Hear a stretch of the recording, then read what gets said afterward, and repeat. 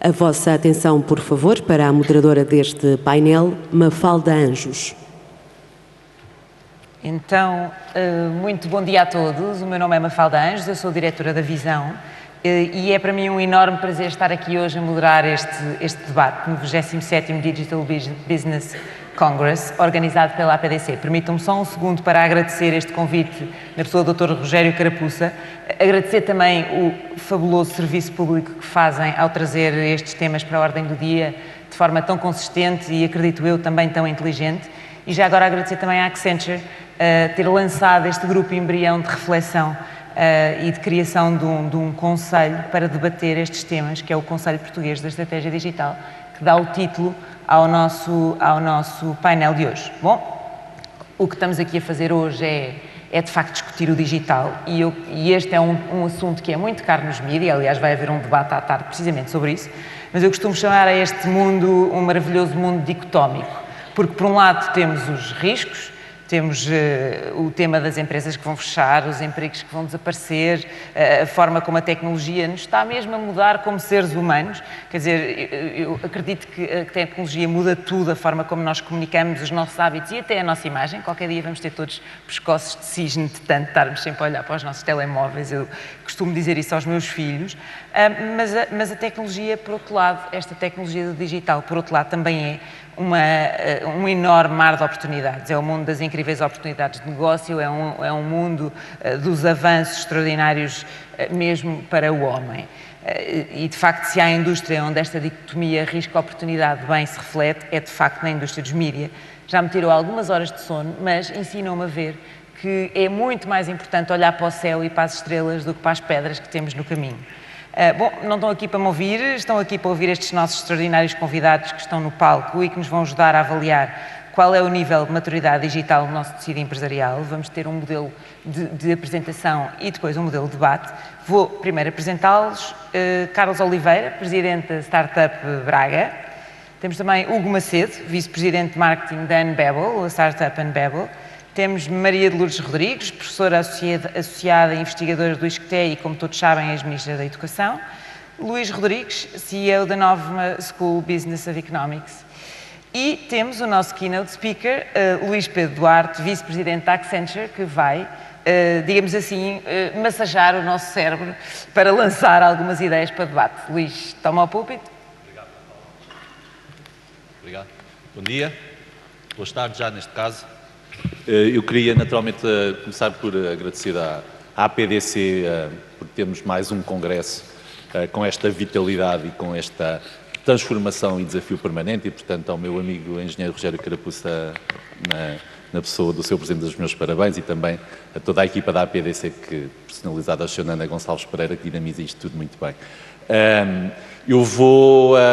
e agradecer-vos também o acolhimento e a boa receptividade e o vosso entusiasmo que desde logo deram para que nós, em Gênese, criássemos este grupo fundador do Conselho Português de Estratégia Digital, que nós pretendemos que tenha naturalmente vida para além do Congresso e que de forma regular e permanente debata as questões deste tema do digital aplicado ao país. E, portanto, que nos obriga naturalmente a ver todos estes temas de forma bastante lata, porque tal e qual nós vimos até agora, e bastou estar cá desde o início neste Congresso, estas questões têm alguma complexidade e o nosso objetivo é percebermos para o país, para Portugal, se isto é um tema de crescimento ou não, onde é que estão as ameaças, naturalmente também as oportunidades, mas principalmente temos este tema de forma mais abrangente. Eu só antes de continuar convidava-vos a ver um vídeo e, portanto, eu pedi à Regi o favor de passar o vídeo. Over the last century, we've transitioned to an online world with billions of viewpoints. Not just from our governments and businesses, but from each and every one of us. Today, we need technology for the people. Technology that works with us, designed to amplify our voices, our hopes, and our ambitions. Sophisticated AI will make interfaces simpler and smarter, replacing cumbersome tools and working with people to fulfill their true priorities. Technology will adapt based on how we want to interact. People will choose the direction and technology will teach itself to follow. People won't be restricted by process, but instead will be free to build stronger relationships, augmented by technology.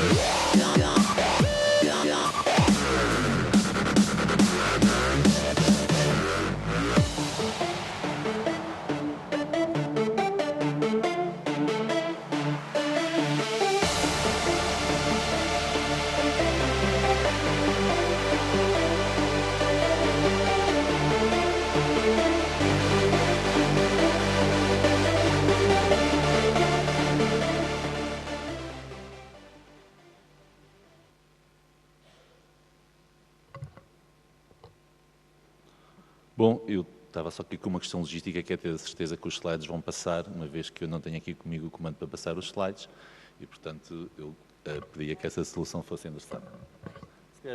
Se calhar é o que a Mafalda tem na mão. E, portanto... Obrigado. Enquanto nós vimos o vídeo, enquanto nós falámos, já passaram vários minutos. E isto dá-nos uma ideia clara, e nós temos ouvido isso até agora no debate e no Congresso, este tema é absolutamente incontornável. Vejam que durante cada minuto, cada um de nós, eu não estou aqui, não tenho aqui o telemóvel, mas muitas pessoas na audiência têm naturalmente, nós podemos em ato contínuo estar a trabalhar, ou estar simplesmente a comunicar com familiares ou amigos, ou podemos estar a obter informação, ou podemos estar a aceder a entretenimento. Isto acontece, isto está a acontecer, esta realidade é absolutamente incontornável. E isto tem que, obviamente, nos levar a pensar, e de manhã o Rogério falava um pouco também sobre isso, se nós começarmos a ver algumas daquelas comunidades são, quer em número de utilizadores, quer em volume de negócios, já maiores do que alguns países medidos pelo PIB, ainda que fica aqui a questão se o PIB deve continuar a ser a medida que melhor mede a evolução das economias, mas já lá vamos. Esta questão, como vos digo, é incontornável e, portanto, também foi dito mesmo agora, não vale a pena tentar parar a onda com a mão, é preciso surfá-la. Se nós tivermos isto presente, e porque isto é uma realidade, como repetimos, incontornável, a questão é, para os países, e para Portugal em particular, como é que isto se traduz? Isto reflete, de facto, possibilidades de crescimento da nossa economia ou não, e de que forma? E foi isso que nós tentámos fazer, através de um estudo que fizemos em parceria, uma coleta até complexa e sofisticada de indicadores, que, aplicada a alguns países, nós vemos, eu diria, 2, 3 pontos que eu gostava de partilhar convosco. O primeiro é, nós não podemos ver só este tema do digital numa perspectiva mais estrita, seja por apps, seja por sites, seja por canais online, seja pelo número de acessos à internet. Esses são indicadores importantes, mas não suficientes para nós percebermos qual é que é o verdadeiro índice de digitalização de uma economia. E foi esse o esforço e o trabalho que nós fizemos, como vos digo, em conjunto com a Oxford Economics, que diz, por um lado, que se nós vemos isto numa perspectiva lata, e já vamos explicar um pouco mais, mas que tem a ver com vermos o mercado de trabalho, com vermos o tipo de formação que as nossas universidades têm em termos da tipologia de cursos, por vermos como é que as empresas já estão a investir mais ou menos nestas tecnologias e quais são as práticas na própria administração pública. Se nós tivermos esta perspectiva integrada e coletarmos indicadores, nós construímos este índice. E aquilo que nós verificamos é que Portugal está, de facto, abaixo da média europeia. Qualquer das formas, estes indicadores todos coletados dizem que o tema do digital em Portugal já representa sensivelmente 20% do nosso PIB. E também nos diz que se Portugal ou se os países fossem medidos pelo índice de densidade digital, Portugal ficaria bem à frente, enquanto economia a nível global, face ao facto de ter sido medido só pelo PIB. Portanto, suscita-nos esta questão. Eu não quero, obviamente, estar aqui qualquer polémica de comparação de indicadores. Acho que é mais relevante nós medirmos o índice de densidade digital, como vos digo, não utilizando indicadores restritos ou medidas específicas, mas vemos por uma perspectiva e por indicadores bem mais abrangentes. E, qualquer das formas, quando nós falamos do digital, nós devemos ter presente que isto não é só uma questão de termos disponíveis tecnologias. Não é só a nossa interação nas plataformas ou nas redes sociais. Nós temos que perceber, e tivemos aqui recentemente um debate com empresas, mas o tema pode ser, obviamente, e deve ser aplicado à administração pública. Eu participei recentemente numa sessão com o ex-primeiro-ministro da Estónia, onde ele explicava muito bem o salto que o país deu, resultado do setor público ter assumido de forma mais intensa práticas de digitalização, por exemplo. Porque é uma questão também conforme nós vimos, até numa das apresentações anteriores, eu tenho também saudar por isso, que é isto não pode ser visto só na perspectiva das empresas. É preciso ser visto na perspectiva de mercado. E vamos a indicadores simples. Um quarto do país não acede regularmente à internet, por exemplo. E nós vivemos nesse país. Uma em cada 3 pessoas fará compras online. Uma em cada 3. Isto é muito abaixo de uma média europeia, por exemplo. Portanto, nós vivemos num país que tem este tipo ainda de desequilíbrios, é a nossa realidade, e por isso mesmo isto deve-nos obrigar a perceber que o desenvolvimento digital num país faz-se desenvolvendo, no sentido lato, um mercado, uma população e uma força de trabalho. Bom, tudo isto, esta disponibilização de tecnologias, não é só um tema estrito de produtividade e de robôs também. Também é, mas não é só isso. Pensem que, eu vou obviamente abreviar e vou usar marcas internacionais, sem necessariamente estar a querer fazer publicidade, vejam a importância, todos nós, isso nos acontece, vejam a importância de quando uma empresa nos sugere um serviço. A alteração que existiu entre sermos nós a ir buscar esse serviço ou estarmos a ser sugeridos e estamos a ser sugestões de consumo. Vejam como é que a Netflix passou a ser o primeiro produtor de conteúdos individualmente a nível global. E vejam como é que a Netflix nos sugere produtos para nós consumirmos. Isto é já tudo dentro desta era digital, porque nós falamos esta nova era, muitas destas empresas, entanto, já têm 20 anos, 15 anos. Nós é que estamos a esquecer um pouco disso. Vejam como é que a Amazon, que era ótima porque nos permitia comprar livros online, nesta altura é dos maiores negócios que tem, é a venda de serviços na cloud. E já não falo de todo o resto. Portanto, vejam como é que estes negócios se têm reinventado de tal forma que questionam, e eu acho que nos deve fazer questionar, para Portugal, como alguém diria, what's in it for us? Ou não. E, portanto, nós achamos que há aqui questões que são relevantes, porque isto tem a ver com criar novos negócios. O tema é que isto não é criar inovação ou produtividade dentro dos negócios atuais da forma que nós os conhecemos. Isto é potencialmente criar novos negócios. Isto não é necessariamente só uma ameaça para nós, é uma oportunidade também para o país, já lá vamos, mas isto, repito, é sobre criar novos negócios e é, fundamentalmente, todas aquelas alterações que nós estamos a ver ali atrás, têm a ver com o quê? Tudo isto é mais conveniente para nós. O que é que passou a ser conveniente? É nós termos acesso à informação. Porquê é que o Booking tem tanto sucesso? Desde logo. Porque nós adoramos saber o que é que os outros dizem sobre os hotéis. Coisas essenciais. Porquê é que, passa a publicidade, porquê é que há tanta gente que usa isto? Eu não estou a falar da parte técnica, é pela conveniência, pelo design. Vejam a importância que o design passou a ter, não no sentido puramente estético, mas da usabilidade, da experiência, por exemplo. Okay? Portanto, tudo isto tem a ver também com nós proporcionarmos melhor experiência aos consumidores de uma forma geral, mas também nas empresas aos empregados. Bom, o estudo aponta fundamentalmente para 4 áreas onde Portugal continuando a evoluir como tem estado. E também já falámos aqui no Congresso sobre isso. Se nós quisermos continuar nesta trajetória ascendente, há 3 áreas que o estudo aponta de forma clara onde Portugal deve continuar a evoluir. A primeira tem toda a ver com a questão da capacitação e da força de trabalho. Quer um pouco mais a montante nas universidades em relação à quantidade de jovens que são formados em todas as áreas mais de ciências e tecnologia. Eu trabalho, a Accenture tem em Portugal quase 2.000 pessoas, nós exportamos 1/3 dos nossos serviços para fora em tecnologias de informação e nós percebemos bem e sentimos a competitividade que existe no mercado português por mão de obra qualificada.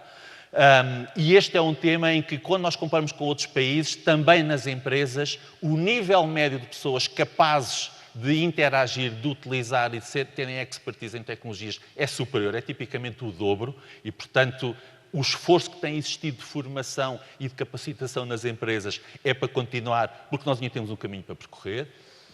Há outra área muito importante, um bocadinho, se quiserem, mais técnica para quem vê de fora, não aqui no âmbito do Congresso, mas acredito eventualmente mais fora do Congresso, que é estas tecnologias da cloud, do Analytics. O Analytics, desde logo por uma questão muito simples, é porque o tratamento massivo de dados permite criar novos negócios. Todos nós temos exemplos disso. Portanto, não é um tema só de curiosidade, não é só um tema de tratamento analítico, é um tema de podermos ter outras ofertas e servir os clientes de forma diferente e dar feedback de forma diferente. E até já vimos aqui alguns casos também.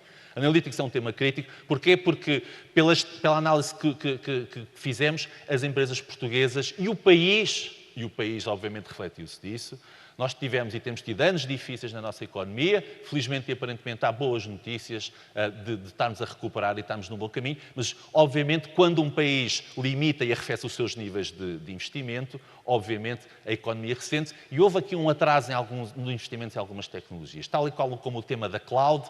O tema da cloud é um tema das empresas não terem que ser necessariamente donas de infraestruturas e poderem beneficiar de uma lógica de serviço mais do que de ativos, tem serviços prestados por terceiros, endereça também o tema da segurança e principalmente dá outra flexibilidade aos sistemas de informação quando nós queremos lançar modelos de negócios digitais que obrigam a maior agilidade, obrigam também a maior experimentação e, portanto, criam um ambiente muito mais propício para a inovação nas empresas. E eu estou só a citar dois dos exemplos que nos pareceram mais relevantes, onde as empresas portuguesas e também a própria administração pública terão que progredir mais. E depois, o último bloco, relacionado com aquilo que for designado de aceleradores, de alguma forma já partilhei convosco, que é o tema da administração pública. Aquilo que é dito é o Estado, a administração pública em si mesma é muito indutora de comportamentos e de adoção de práticas digitais. E em Portugal, felizmente, há bons exemplos. Parece-me que o tema, e de acordo com aquilo que nós ouvimos também da senhora Ministra, é da administração pública voltar a acelerar o ritmo de investimento tal e qual já teve no passado, mas pelas questões da conjuntura todos nós entendemos que não só na administração pública como nas empresas possa ter existido alguma desaceleração. O último ponto, relacionado com a captação de investimento estrangeiro. E isso merece-nos alguma reflexão, e eu vou tocar nisso ainda mais à frente também muito rapidamente, só para lançar depois o tema para o debate, que é, enfim, nós temos universidades com boa reputação e temos boa capacidade em qualidade, e nós sentimos isso perfeitamente no contexto europeu, dos nossos recém-licenciados, mas há um tema que é o país, para continuar a crescer e, neste contexto, precisa de ter mais investimento estrangeiro e precisa de capturar mais residentes, porque é um tema que está no caminho crítico da economia. Portanto, esta questão não é só a questão fiscal, obviamente que eu acho que a competitividade fiscal, enquanto na Europa não houver harmonização, vai ser sempre um tema, e nós temos sempre que pensar que temos sempre alguém a concorrer connosco no contexto europeu, mas há um tema de criar condições para a fixação de cidadãos estrangeiros que nos permitam continuar a ter sustentação num caminho de crescimento, e essa é uma das variáveis que o estudo também aponta de forma clara. Bom, isto merece-nos, e são os temas que eu queria lançar para o painel rapidamente, 3 tópicos de discussão e 3 dimensões que nós achamos que são relevantes. Primeira, e é uma questão com a qual nós somos confrontados no nosso dia-a-dia. Então a velha economia está condenada? Isto agora é um tema só de startups? E a resposta é não. A resposta é nossa entender pela experiência que estamos a ter, e tal e qual nós também já vimos aqui no Congresso, se quiserem, e eu vou usar esta expressão só por simplificação de linguagem, para tornar mais fácil o entendimento, a velha economia o que tem que fazer é ir absorvendo as práticas de inovação que as startups estão a proporcionar, e nós acreditamos que isto não é uma dicotomia entre velha e nova economia, isto é uma questão de cooperação para que ambos ganhem, e ambos têm a ganhar um com o outro. Nós, particularmente, criamos uma área de inovação onde o que nós estamos a fazer é criar ecossistemas de startups que pomos em contacto com as empresas estabelecidas, e isso está a permitir criar novas tendências de inovação, até novas culturas, e caminhar no sentido, também já foi dito aqui no painel anterior, que achei muito interessante, o caminho da experimentação. E isto, no bom sentido da expressão, as empresas têm que ser mais experimentalistas. Então, nós acreditamos fortemente na cooperação entre o mundo das startups e o mundo das empresas que já estão estabelecidas. O segundo ponto, que nos parece muito crítico e que nós sentimos, e que até já foi objeto de debate, enfim, noutros fóruns onde eu participei, que é o tema das universidades em Portugal. Eu vejo, obviamente, com satisfação, com otimismo, face à qualidade do talento que é produzido. Acho que o país também começa a pagar pelo facto de esse talento ter um nível de reconhecimento internacional que faça com que muitos dos nossos concorrentes Accenture Portugal para esse talento são outros escritórios da Accenture fora, e estou a falar só da nossa realidade. Mas isto acontece porque nós também percebemos que há cada vez mais tendência para grandes empresas internacionais olharem para Portugal para terem algumas das suas áreas, seja da inovação, seja tecnologia, seja do back-office, por exemplo. E nós percebemos que os recursos portugueses, definitivamente, e não temos nunca mais dúvida, são muito valorizados do ponto de vista do talento que é gerado a partir das universidades. Mas, e eu queria partilhar esta nota convosco, que é uma nota da nossa preocupação para quem tem que pensar o país. Nós estaremos, por um dos indicadores que eu tive a ver, nós seremos o quarto, quinto país mais envelhecido do espaço europeu. E isto é um tema absolutamente preocupante. A nossa pirâmide demográfica não está a acompanhar o ritmo que a economia vai precisar. E uma ideia que eu lançaria para debate era as nossas universidades serem em si mesmo um polo de captura, já são, mas serem mais, um polo de captura de imigrantes, porque permitirá, desde logo, capturar novas populações jovens que depois são qualificadas em Portugal. A questão seguinte é ficarem, mas já lá vamos. Portanto, eu acho que há aqui um papel muito relevante para as universidades, tal e qual já começaram, e o país está a beneficiar de projetos que foram iniciados há 10, 15 anos atrás, estamos agora a beneficiar disso, mas eu acho que continua um tema muito crítico para o país continuar a apostar seriamente no ensino qualificado e a desenvolver e a ter uma estratégia de competitividade no espaço europeu. Segunda questão. Terceira questão, peço desculpa. O tema da competitividade das cidades. Nós acreditamos, por aquilo que temos visto e pela nossa experiência, que o tema não vai ser tanto entre países, vai ser entre cidades. E porquê? Porque, reparem, o digital apela a uma coisa que nós todos sentimos, que é o trabalho remoto. O digital permite que as pessoas já não tenham que necessariamente trabalhar na sede da empresa, enfim, dependendo das funções, ou que a própria empresa automaticamente esteja mais partilhada geograficamente. Acho que isto é mais evidente no mundo das startups, tem muitas vezes as áreas financeiras em Londres, tem muitas vezes as áreas de desenvolvimento de tecnologias em Portugal, pode ter o design nos países nórdicos, por exemplo. Isto significa que Portugal, mas mais do que Portugal, eu vejo por cidades, o Carlos Santos também vai falar de Braga, por exemplo, nós podemos ter em Portugal alguns polos de desenvolvimento no espaço europeu que sejam foco de atratividade de recursos para Portugal. Repito, não só a nível universitário, mas principalmente de empresas também. E, portanto, eu acho que o tema da competitividade das cidades, de terem boas condições de vida, de terem condições de segurança, de acesso à saúde, de infraestruturas de telecomunicações, etc., tudo isso que tem vindo a ser valorizado em Lisboa, continua a ser um ponto de aposta, comparado com outras cidades europeias, e eu gosto de usar este exemplo em particular, que é do World Economic Forum, quando se pergunta qual é que é a percepção do ambiente para novos negócios em Lisboa, talvez não consigo ver muito bem, mas o gráfico sai com Lisboa num ranking muito abaixo, muito posicionado abaixo, e na realidade, quando se faz análises específicas, Lisboa aparece em quinto lugar no contexto europeu. Este é um tema relevante, o país conseguindo ter uma estratégia de desenvolvimento de cidades estará no bom caminho também para um tema crítico, como vos digo, que é de atrair mais investimentos estrangeiros e principalmente fixar a população. O tema para a economia do país, e isto é uma estatística muito simples, vale o que vale, também para debate, é o principal imposto que existe no país para o Estado é o IVA. O IVA resulta de transações. Quanto mais população existir em Portugal, mais transações existem. O segundo imposto é o IRS. Quanto mais população existir a pagar impostos em Portugal, melhor. E, portanto, isto são só variáveis que nós tentamos, ainda de forma superficial, relacionar, mas para ajudar para o debate. Okay? Muito obrigado pela vossa atenção.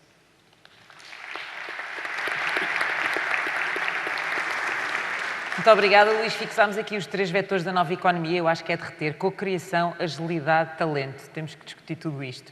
Não temos muito tempo. Nós fizemos um almoço inicial para discutir estes temas e ficámos 2h30 apaixonadamente ao debate. Agora vamos ter que fazer isto um bocadinho mais rápido. Portanto, peço respostas concisas, porque temos mesmo que cumprir os horários, senão estes senhores entram em hipoglicemia e não nos vão ficar para ouvir. Portanto, vamos lá. Se calhar, para fazer o pontapé de saída para o tema, não há nada melhor do que começarmos com um exemplo. E aqui o Hugo vem deste mundo entusiasmante e sempre em ebulição das startups. Só para apresentar um bocadinho a Unbabel, que eu não sei se toda a gente conhecerá, ela foi criada em 2013. No fundo, é uma espécie de aplicação inteligente de tradução feita por pessoas reais, se é que posso apresentar assim.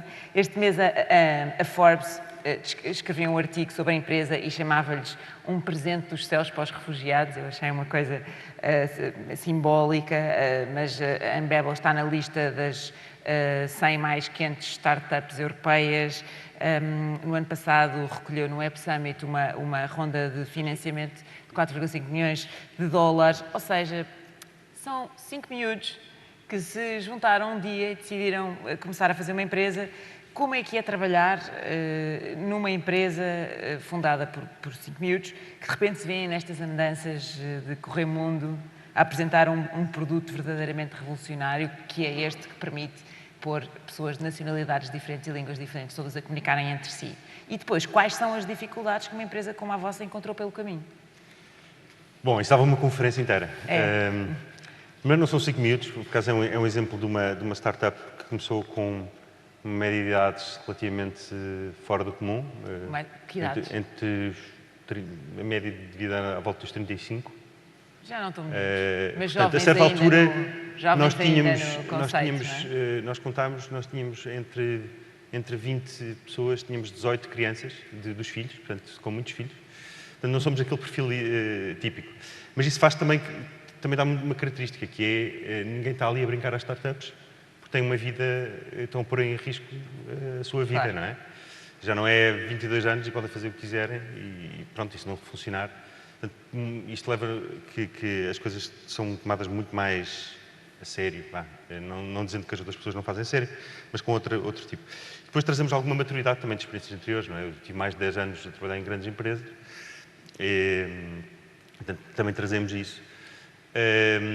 Acima de tudo é viver com uma grande incerteza. Ainda outro dia estava a pensar, eu olho para trás e quando fazia marketing na Procter & Gamble, por acaso conheci o Luís, e quando fazia marketing na Ótimos, eu tinha, olhando para trás, parecia muito fácil, porque eu sabia o produto que eu estava a vender. Hoje em dia ainda estou à procura de saber qual é o meu produto, sabia o mercado, sabia os concorrentes. Em alguns mercados os concorrentes até eram limitados regulamentarmente, portanto mais fácil. Sabia os canais de distribuição. Numa startup é uma viagem para descobrir isto tudo. Qual é mesmo o produto que a gente está a vender? Qual é mesmo os clientes que querem comprar os nossos produtos? Estamos sempre à procura. Aliás, o caminho de uma startup até ser uma empresa é exatamente ir à procura de um modelo de negócio sustentável e escalável. Lá está a tal agilidade que o Luís falava, que é absolutamente essencial, não é? Saber viver com incerteza. Se calhar eu dava um passo atrás para nós arrumarmos, no fundo, a batata quente neste tema, que são os riscos. Que são os riscos que uma transformação digital e que, por exemplo, a robotização apresenta para uma série de indústrias. E a verdade é que as pessoas têm medo deste assunto. Isto é uma coisa preocupante. Eu, por exemplo, cheguei ontem de Berlim, onde estive a acompanhar as eleições alemãs, e este tema da robotização foi profundamente debatido durante a campanha eleitoral. Aliás, foi um dos temas com que fez que a extrema-direita tivesse sobressaído muito, a parte também com os temas dos refugiados, mas as pessoas têm medo que, de repente, os robôs lhes vão roubar os empregos nas fábricas de automóveis, que têm um peso muitíssimo grande numa indústria como a alemã. Portanto, este foi um tema debatido na política. A verdade é que é preciso discutir isto. Há quem diga que, apesar do medo que estas novas tecnologias possam trazer alterações sociais, há quem diga que sempre que se gera riqueza vai também se gerar mais emprego. Afinal, a economia digital é criadora ou destruidora de empregos? Eu, se calhar, pedi ao Luís Rodrigues para pensar nisto. Falando da batata quente. Passei-lhe a batata quente. Eu sou profundamente otimista sobre o tema. O que me preocupa não é a tecnologia, como é óbvio, é o que é que as pessoas fazem com a tecnologia. E até agora, apesar de perceber a emoção de perder empregos e por aí fora, ainda estou para ver o primeiro indicador bruto que diga que isso está a acontecer. E como não vejo que esteja a acontecer, continuo a pensar no tema e a trabalhar com as organizações todos os dias, e nós interagimos com enormes empresas e pequenas empresas e com muitos executivos todos os dias para perceber que isso está a acontecer. É verdade que existe uma tensão emocional latente. É óbvio em qualquer transformação, em qualquer revolução, chamemos como quiser. Ainda estamos no início do ciclo da dobragem do papel. Okay? Mas não vale a pena, como o Salvador de Melo há bocado disse aqui, tentar parar a onda com a mão, não é? O papel das escolas, e tenho a certeza que a doutora concorda comigo, hoje em dia, até por causa desta transformação digital, a escola não é um sítio onde se ensina, é um sítio onde se aprende. que é uma coisa substancialmente diferente. E, portanto, nós estamos lá não para dar respostas, estamos lá para fazer perguntas e o nosso papel é provocar exatamente os executivos e os gestores e perguntar-lhes: você quer tentar parar a onda com a mão ou quer agarrar numa prancha de surf e tentar surfar? A escolha é sua. E, portanto, a partir do momento em que essa opção existe, não acho que temos que ter medo da tensão emocional.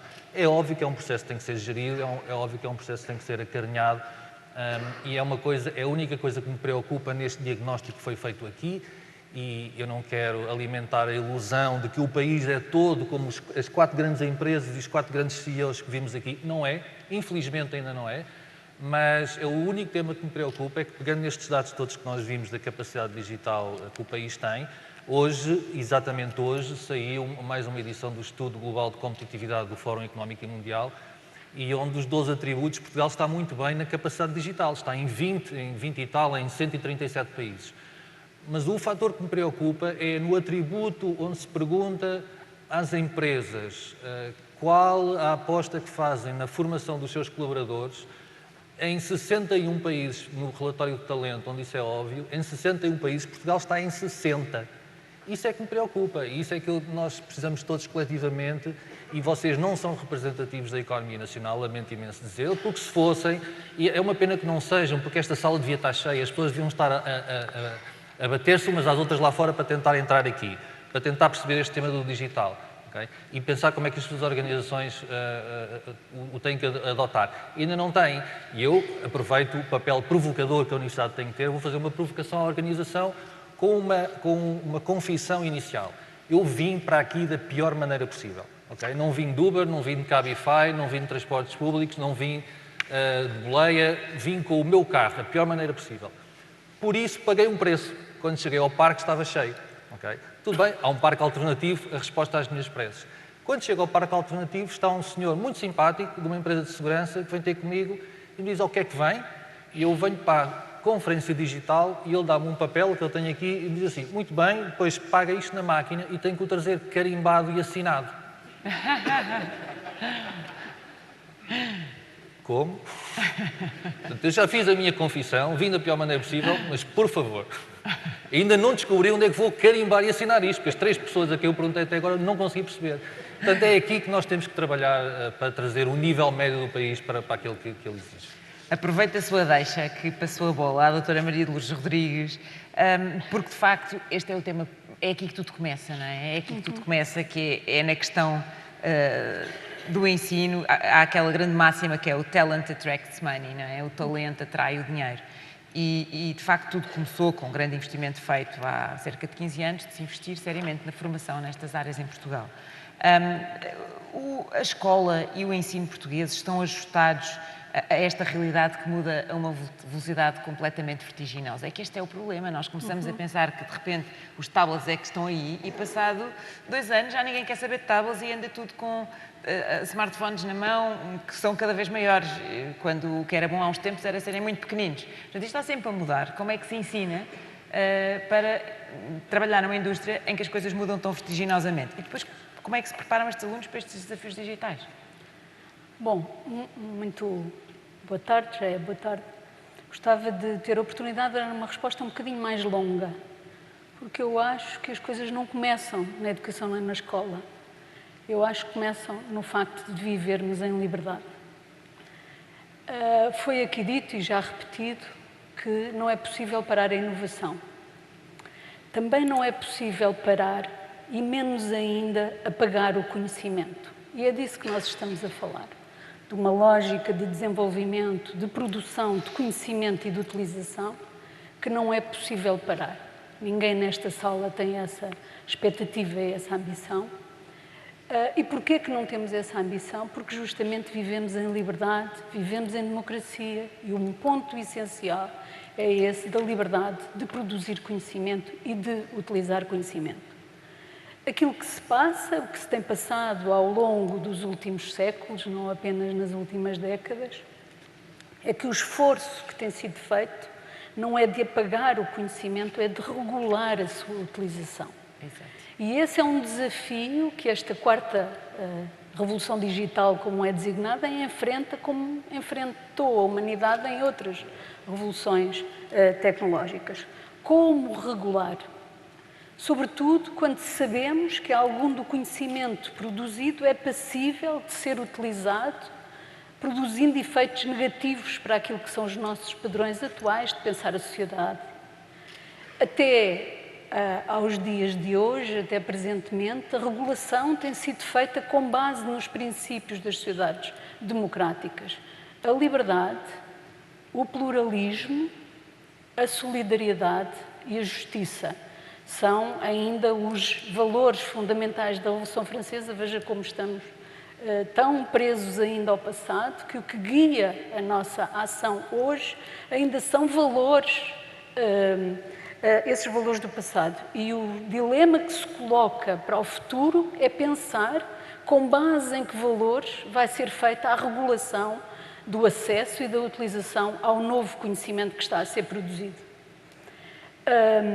São ainda os valores da liberdade, da justiça, da solidariedade, ou surgirão novos valores que organizarão a forma como vamos regular a utilização do conhecimento que é produzido? Este eu acho que é uma grande incógnita, e é a incógnita que nós podemos utilizar para refletir sobre o que se passa ou que se teme que se venha a passar no mundo do trabalho, como foi aqui já sublinhado. Podemos ter uma atitude mais pessimista, mais otimista, mas há alguns sinais na tendência que revelam uma menor preocupação com os valores, por exemplo, da solidariedade e da redistribuição dos recursos e do acesso a esses recursos, que devem merecer a nossa atenção e reflexão. Este era o primeiro tópico. Portanto, eu acho que tudo começa não na educação, mas no facto de vivermos em sociedades livres e democráticas. O ponto da educação é, todavia, um ponto muito importante, porque ele é a base de podermos viver em sociedades livres e democráticas. Fôssemos todos cidadãos a viver na Idade Média, tínhamos muito menos liberdade, porque tínhamos muito menos conhecimento e educação. Na Idade Média era impensável, era considerado uma utopia sonhar ou pensar ser possível viver numa sociedade em que todos soubessem ler e escrever. E, todavia, hoje vivemos em sociedades em que todos sabem ler e escrever. E com acesso tão fácil ao conhecimento. E com acesso fácil ao conhecimento. Eu diria que aqui há dois tópicos e vou ser breve, apenas de forma telegráfica. A questão da educação é muito importante, sobretudo na formação de cidadãos que vão ser utilizadores destas tecnologias. E aí é muito importante o esforço e o progresso que o país fez. Eu tenho como um marco simbólico a ligação de todas as escolas à internet no ano de 1996. É verdade que quando eu fui ministra em 2006 ainda encontrei algumas escolas do primeiro ciclo em que o computador estava coberto por um napron e tinha uma jarra de flores em cima. É verdade, isso é verdade. Mas também é verdade que a grande maioria das escolas, dos professores e dos alunos, beneficiaram enormemente desse investimento público que foi feito na altura.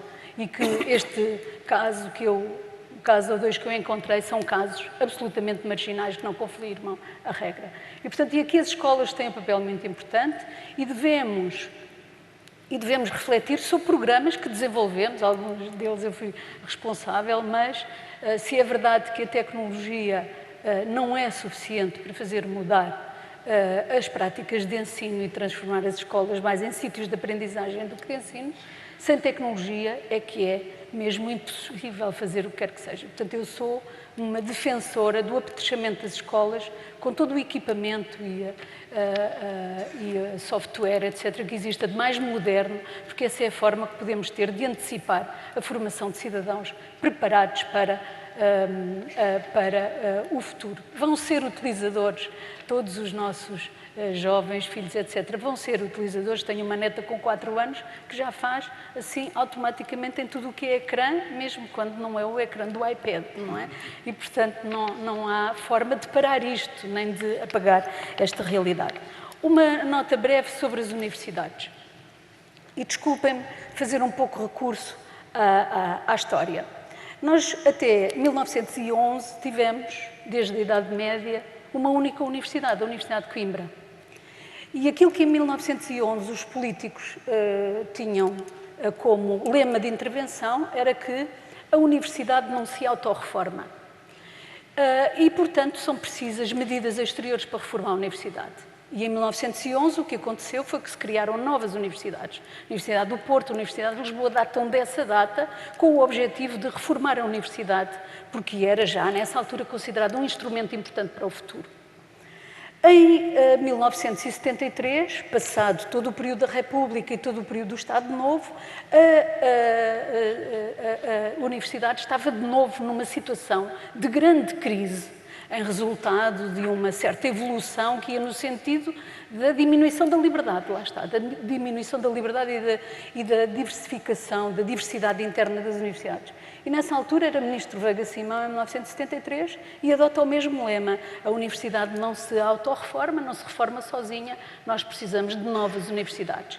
E datam dessa altura a criação de um número muito alargado de universidades. Entre 1911 e 1973, apenas tinham sido criadas universidades em Angola e Moçambique. Todo o processo de desenvolvimento interno das universidades tinha sido no sentido da sua diminuição e da diminuição da sua capacidade. Em 1973, o ministro Veiga Simão cria, então, umas novas universidades e acontece que a seguir dá-se o 25 de Abril e as universidades enfrentam desafios que nunca tinham no passado, as universidades portuguesas nunca tinham no passado enfrentado. É o desafio da procura, da democratização no fundo, e a procura cresce de uma forma absolutamente avassaladora. No ano de 74, o número de candidatos ao ensino superior era inferior a 20 mil jovens. No ano de 1994, uns quantos anos depois, a procura da universidade portuguesa é da ordem dos 400 mil. E, portanto, ao longo deste período de tempo, a pressão de procura sobre as universidades fez com que elas se mexessem. E aquele princípio de que a universidade não se autorreforma caiu por terra, porque assistimos a um movimento de competição interna e de dinâmica, de facto, muito inovadora. E a seguir, houve um outro fator externo, muito importante, é aí que eu quero chegar, que é o do desenvolvimento das atividades de investigação no interior das universidades. O facto de o país ter passado a dispor de uma política de ciência que levou as universidades não apenas a ensinar, mas a produzir conhecimento para ensinar conhecimento mais atualizado e para participar do movimento, lançou as bases. E, portanto, hoje ninguém ouve, quando se fala em necessidade de reforma das universidades, já não se ouve dizer que as universidades não se autorreformam. Ouve-se falar de outras coisas. Isto leva para concluir, e termino aqui. O que quero dizer é que a questão da liberdade de ensino, mas também a liberdade de produção de conhecimento, de investigar, são elementos absolutamente essenciais, têm sido elementos absolutamente essenciais para o progresso e para o desenvolvimento a que assistimos. Num quadro de regulação do próprio conhecimento, da sua utilização, do acesso a esse conhecimento, é importante pensar, continuar a pensar as universidades naquilo que são os elementos constitutivos que permitiram, de facto, os avanços e os progressos a que assistimos nos últimos anos. Exato. Obrigada. Obrigada. Passa a bola aqui ao Carlos Oliveira, porque vem da Startup de Braga e, enfim, uma cidade que é uma cidade universitária por excelência e estávamos a falar precisamente disso, da criação de valor vinda por base de um ecossistema universitário pujante. Que cenário temos hoje no nosso país a esse nível e da interação com as universidades, por um lado, queria que nos ajudasse a caracterizar essa situação, depois para a contribuição da criação de startups, e depois passava-lhe também logo uma outra pergunta para entrarmos no tema das oportunidades e para trilharmos aqui algum caminho. Queria-lhe que pedisse para pensar um bocadinho sobre a questão da digitalização, se dá ou não aos pequenos países dimensão. Porque, na verdade, no mundo digital não importa tanto a localização geográfica, nem existem restrições de mercado como existem no mundo físico, porque a tecnologia atravessa fronteiras. O mercado é mesmo o mundo quando se começa a pensar em startups hoje em dia. Muito bem. Muito boa tarde a todos. Obrigado à PDC, também à Accenture pelo convite. E eu vou começar pela última pergunta, porque eu diria que essa é que é, de facto, a tónica onde eu acredito que é preciso colocar, de facto, a questão. Ou seja, nós não estamos aqui nem a falar de startups, nem a falar de tecnologia, mas sim, como já aqui foi dito, da utilização da tecnologia e de um novo modelo económico e um novo modelo de desenvolvimento. Exatamente. E, claramente, essa é uma oportunidade que eu acredito que o país tem que agarrar com muito mais força e para isso é que a importância de uma estratégia digital, de uma agenda digital que seja partilhada em parceria quer com o setor público e o setor privado. Aliás, tive a oportunidade de, em 2012, com a APDC, trabalhar e coordenar aquilo que é a agenda digital que está ainda hoje em vigor em Portugal, de acordo com aquilo que são as necessidades que a União Europeia nos põe no âmbito da Estratégia Europa 2020. Portanto, foi em 2012 feita uma revisão àquilo que era uma estratégia da agenda digital que vinha de 2010 e que, de facto, pôs como tónica essencial, nessa altura, a importância de não olhar apenas para os serviços públicos e para a sua digitalização e para um melhor serviço aos cidadãos como tónica única de uma agenda digital, que é muito aquilo que nos era pedido pela Europa, mas também integrar o setor privado. E aí, nomeadamente as startups, mas também as empresas instaladas nesta sua revolução de utilização de tecnologias para aumento de produtividade, para melhorias de relação com os seus clientes, para melhorar a sua integração na cadeia de valor onde se encontram. E, portanto, eu diria que é o tema para o país. Nós precisamos definir, de uma vez por todas, e eu estou aqui a referir-me a quem está também no poder político, porque as empresas estão a fazer aquilo que têm que fazer, portanto, ninguém precisa de lhes dizer, mas nós temos que, de uma vez por todas, assumir se queremos que o digital seja uma oportunidade para o país. E eu dizia há pouco, antes deste debate, ao Luís, que não vou dizer que ao nível do turismo podemos comparar a oportunidade do digital ao nível do turismo em termos de geração de exportações e de valor para o país, mas podemos seguramente comparar os rastros potenciais de crescimento desta oportunidade no digital. E para isso precisamos de olhar para todo este, digamos, ecossistema quando falamos de uma economia digital. E que eu começaria por uma base, que é claramente a infraestrutura. Felizmente o país herdou um conjunto de infraestruturas que foram sendo construídas ao longo dos anos na área das telecomunicações, que nos permitem depois estarmos muito bem nestes rankings, quer do World Economic Forum, quer em muitos outros rankings, no que diz respeito à infraestrutura. Eu diria que aqui a nota e a importância é olharmos para o futuro e, portanto, como é que vamos continuar numa tecnologia, numa infraestrutura base que obsolescece com bastante rapidez para chegarmos a 2020 e podemos estar a falar nos vários gigas de ligação e, portanto, potenciarmos estes negócios. Estamos a falar daquilo que aqui se disse e é muito importante na questão da educação, das competências e da inovação e da própria investigação. Em muitos, e aqui não há tempo neste tempo que temos para entrar em detalhe, eu chamaria a atenção que há aqui nas competências uma vertente fundamental que é e que vem desde 95, quando se começou a falar na Sociedade da Informação em Portugal, que é a questão da info-exclusão e, portanto, como é que nós trazemos para a equação todas as pessoas que são info-excluídas, mas que no passado eram excluídos de outras coisas e, portanto, há aqui também um tema fundamental que é nós olhamos para a história e percebemos que isto não está a acontecer pela primeira vez. Perguntava há pouco aqui a questão da perda ou de ganho de emprego. Quer dizer, e o que é que dirão os agricultores, ou diriam em 1800, quando nos Estados Unidos 80% da força de trabalho é agricultores, Claro. 100 anos depois era 40% e hoje são apenas 1,5%. Portanto, o mundo altera-se. E para dizer que esta questão das competências é fundamental, e temos também aqui que, se queremos acreditar no digital, dar passos largos. Há claramente um déficit de engenheiros e de pessoas competentes na Europa e no mundo nestas áreas.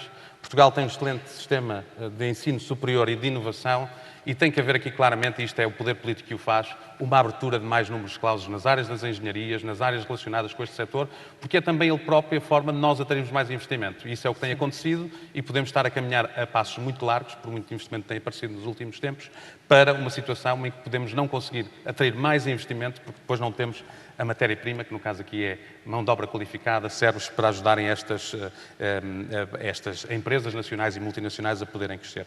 E depois, eu diria, simplificando muito, porque não há muito tempo aqui, no cimo desta stack temos aqui então depois as empresas que têm que fazer o seu trabalho e que o farão, ninguém precisa de lhes dizer isso, e que vão obviamente competir num mundo em que obviamente Portugal, sendo um mercado pequeno, abrem-se então as portas para um novo mundo, para muitas empresas que de outra maneira possivelmente não o conseguiriam fazer.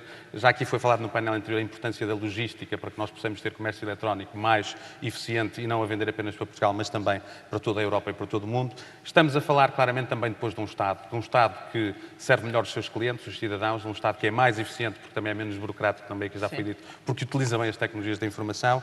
E estamos a falar de uma série de outras coisas. Portanto, eu, resumindo aqui para não ocupar muito mais tempo, estamos a falar de um novo modelo que está em curso e que já é o nosso modelo económico e de desenvolvimento e que para isso temos que atuar numa série de áreas. Seguramente, a maior parte, digo eu, das pessoas que aqui estão a atuar no setor empresarial e a fazer um trabalho fantástico, como vemos todos os dias, e a atrair investimento para Portugal e a vender serviços e produtos para o estrangeiro. Precisamos que também outros atores, de facto, assumam esta prioridade. E, portanto, ainda a questão das cidades. Claramente aqui, aliás, o Luís Pedro também falou nisso, as cidades têm cada vez um papel mais importante. Mais importante do que os países? Eu não diria que é mais importante que os países, eu diria que é um papel complementar ao dos países e, em particular, em países pequenos como Portugal, nós não podemos achar que todas as cidades aqui vão ter um papel direto e, portanto, nós temos, obviamente, que ter aqui uma marca Portugal e que temos, felizmente, por muitos casos de sucesso, seja de startups, quer de empresas... Mas que se devem vender e apresentar lá fora como cidades, não é? E tem que trazer... Cada vez se olha mais para... Depois também tem esta questão de o que é que estas pessoas que estão nestas áreas das novas tecnologias querem. E querem uma série de coisas que querem boa cada qualidade cidade de vida, diferente querem pode boa oferecer. qualidade de vida, querem um espaço onde possam ter mais tempo. Então, se forem os millennial, querem sair às 6 ou 7 da tarde e poder ter o mar perto e poder ter uma série de coisas. Há uma série de outros fatores. Há uma série de fatores que não são apenas estes, mas eu aqui, para ser muito telegráfico, diria que nós temos muito desses fatores, e não é apenas em Lisboa, ou apenas no Porto, ou apenas em Braga, é pelo país todo. Temos, acima de tudo, que olhar para as vantagens competitivas de cada região, não queremos jogar a bola, usando aqui a metáfora futebolística, todos no mesmo ponto do campo, encontrar quais são as áreas onde nos diferenciamos e com isso apostar. Em Braga aquilo que temos feito é muito apostar naquilo que achamos que nos diferencia. Temos um Instituto de Nanotecnologia de classe mundial. Estamos a fazer uma aposta muito forte na inovação e naquilo que é feito à volta da nanotecnologia. Obviamente, como a Universidade de Minho, que é muito forte, quer nas tecnologias de informação, quer na área das tecnologias médicas, também uma aposta muito forte em atrair quer empresas nacionais, quer estrangeiras, que possam tirar partido, mais uma vez, do conhecimento, que é aquilo que temos, e dos recursos humanos que estão disponíveis. Muito bem. Temos só mais 7 minutos. Hugo, se calhar perguntava-lhe assim, ainda na questão do talento, que é uma questão crucial nesta matéria. Segurar estes talentos é muito difícil, da vossa experiência. O que é que querem estas pessoas que estão agora nas novas tecnologias, estas pessoas mais novas? E, por outro lado, onde é que esse talento está a ser utilizado e como é que está a ser utilizado? Conseguem captá-lo para Portugal? Ou seja, o que sentimos é, por um lado, cada vez é mais fácil ter uma conversa com um talento estrangeiro para vir para Portugal. No último mês acabei de recrutar 4 pessoas que vêm de fora e que vir para Portugal ou encontraram-nos porque queriam vir para Portugal e quando chegaram a Portugal foram à procura e encontraram a Unbabel, ou quando comunicámos e eles querem Portugal e ele, sim, vamos para Portugal. Pessoas vindas de Londres, de Bangkok, de França, de lá. Portanto, isso deixa de ser um problema, que antes nós tínhamos um bocado de receio de falar as pessoas não vêm para Portugal, a gente nunca vai conseguir atrair. Isso acabou de ser um problema. E porquê é que a gente vai buscar também pessoas lá fora? Porque acho que ainda falta talento em Portugal. Ou seja, quando falamos, nós estamos numa fase em que, estamos a passar por uma fase de grande crescimento. Não há muita gente que tenha feito grande crescimento de startups na nossa área de negócio que venha trazer essa experiência. É preciso, muitas vezes, ir buscar lá fora. Mas, por outro lado, temos pessoas de nível mundial, a nível de inteligência artificial na nossa área. E hoje conseguimos trazer pessoas de nível mundial que vêm trabalhar e colaborar connosco, quer de universidades, quer de empresas. Portanto, tem que haver esta questão de... Acho que vai faltar talento. Eu sinto que neste momento vai faltar talento. Ou seja, eu tenho algum receio se uma grande empresa tipo Google vem para Lisboa e monta um centro tecnológico de 1000 engenheiros, vai ser uma ótima capa de jornal. Mas quantos deles são portugueses? E não é só as startups, acho que todas as empresas que trabalham com engenheiros vão sentir, o preço vai aumentar e vão faltar. Portanto, temos que criar mais. Portanto, este papel das universidades é crítico, de criar mais engenheiros, ou mais engenheiros, não queria falar só de engenheiros, mas mais pessoas para esta economia digital, porque elas vão faltar. Porque elas hoje são muito apetecíveis para ir lá para fora, onde são oportunidades. Depois também é preciso dar oportunidades para elas crescerem. Não é? Uma coisa que nós vemos quando as pessoas vêm para a startup é que elas veem que é uma oportunidade também de crescerem. Porque tem risco, não é? Mas se a empresa crescer, elas vão crescer dentro da empresa. Lá dentro, claro. Enquanto sentem que, às vezes, numa grande empresa, elas, quando querem crescer, não há oportunidades para crescer. Claro.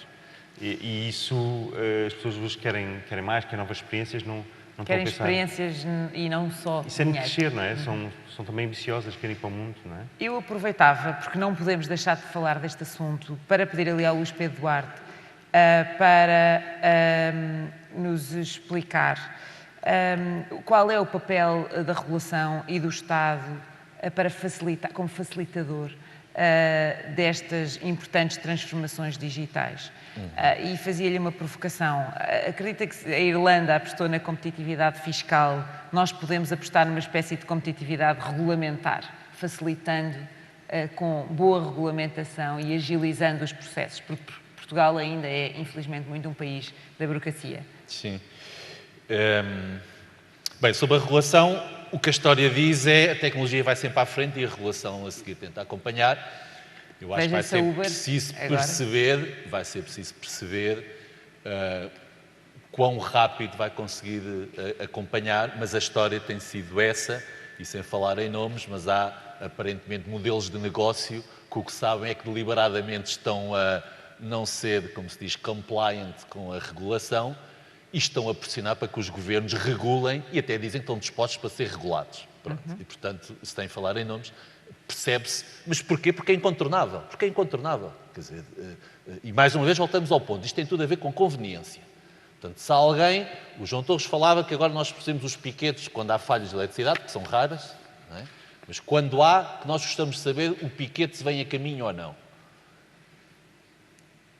O facto de nós gostarmos de saber se o piquete vem e onde é que está, é isto que faz com que as coisas sejam convenientes e com que as pessoas adotem, esteja mais ou menos regulada. Não estou a dizer ilegal, estou a dizer mais ou menos regulado. Portanto, acho que isto é um desafio permanente para a regulação. Outro exemplo que é sempre falado com frequência é o tema das fintechs. A banca tradicional acha que está razoavelmente protegida porque está muito regulada. E eu acho que nós começamos a ter casos a dizer que pode não ser exatamente assim. Porquê? Porque vai ser mais conveniente eu trocar diretamente dinheiro com a Mafalda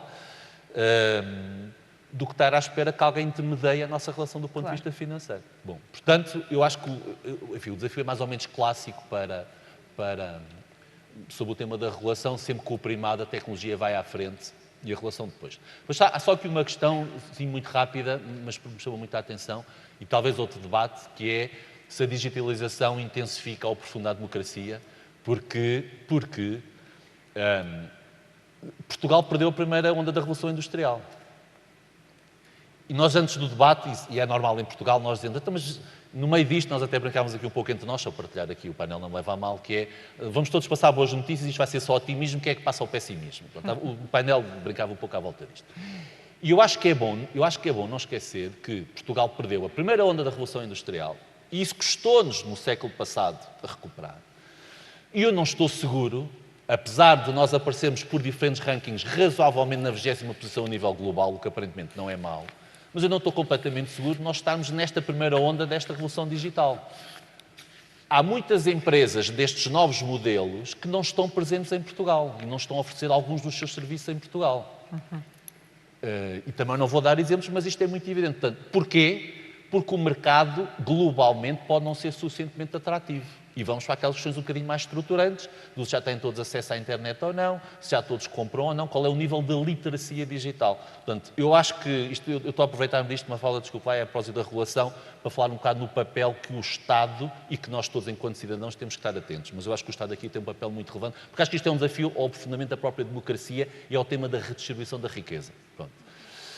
Eu sobre o tema, enfim, eu não diria sobre a Irlanda em particular. Eu acho é que, e não sou eu que agora tenho aqui a resposta ao que eu vou resolver, mas há tanta regulação, tanta uniformização a nível europeu, e levanto só a questão, e a nível fiscal? Nível fiscal? Parece que não. Portanto, quer dizer, e toda a gente tem consciência disso, não é? Claro. Mas isso é um fator, em alguns casos quase ideológico, mas necessariamente político, do ponto de vista da atratividade de recursos para os países, pelo menos numa etapa inicial. E nós todos, e acho que cá em Portugal, também percebemos o que é que uma política mais agressiva do ponto de vista fiscal no sentido imediato, que efeitos positivos terá criado Claramente. em vários setores. Vamos ter que perceber, e eu acho que esse é o verdadeiro desafio, mais uma vez eu não acho que a questão seja as pessoas virem para cá estudar. A questão é as pessoas ficarem cá a trabalhar, por exemplo. Eu acho que aí sim tem que estar a verdadeira questão, que não sei se é só regulatória, mas é perceber o tema da atratividade, como é que temos cidades, etc. Porque, também já agora, eu trabalhando numa multinacional, na semana passada estive numa reunião, só vou partilhar convosco, e toda a gente me pergunta pela Madonna. Mas eu não está a fazer, o que é que a Madonna está a fazer? Mas, quer dizer, isto também para nós temos esse efeito das redes sociais e o que é que isto cria de elan. Mas nós, portugueses, temos de ter o cuidado, que não é por aqui que a coisa vai lá, porque nós temos debilidades estruturais. Se não as endereçarmos, corremos o risco de não estar nesta primeira linha. Eu acho que este é o ponto que eu queria deixar claro também. Muito bem, eu prometi que íamos estar no tempo e, de facto, já passámos um bocadinho a 1h30. Vou dar por encerrada esta discussão. Acho que foi muitíssimo interessante. Há, de facto, algumas fragilidades a mudar, apesar dos imensos potenciais para concluir. Como no início falava, na sua apresentação, dos minutos de internet, que nós estamos potencialmente a perder se não limarmos estas arestas. Não queremos que assim aconteça. É bom que neste debate, que se prolonga por vários dias, se consigam chegar a algumas conclusões interessantes e eu estou certa que sim. Uma nota final? E estou-me a aproveitar de estar aqui. Nós estamos completamente receptivos no âmbito deste embrião do Conselho Português de Estratégia Digital a receber sugestões, a receber participações e, portanto, todas são bem-vindas via APDC. Eu queria só terminar deixando esta nota. Também, desculpe. Muito bem. Então, muito obrigada a todos e bom almoço e bom debate à tarde outra vez.